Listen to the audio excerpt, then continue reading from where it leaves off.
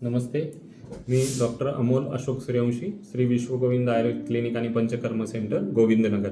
आज आपण गुडघेदुखी या समस्येबद्दल जाणून घेऊ.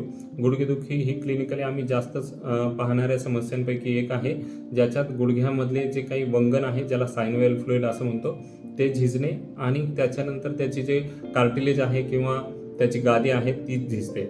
याचे 4 टप्पे असतात: फर्स्ट, सेकंड, थर्ड, फोर्थ असे ग्रेडेशन म्हणूयात.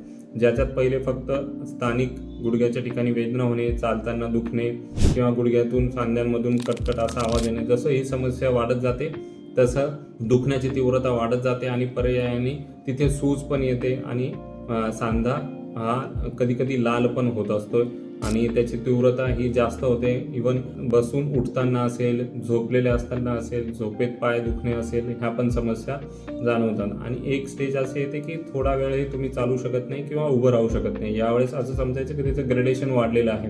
तर ह्या समस्येमध्ये आपण आयुर्वेदाच्या सहाय्याने खूप छान मदत करून घेऊ शकतो.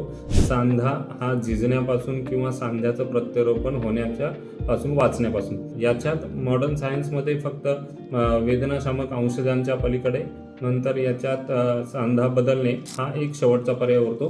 तेच आपण आयुर्वेदाच्या सहाय्याने हे नक्कीच वाचवू शकतो सांध्याला त्याच्या प्रत्यारोपणापासून.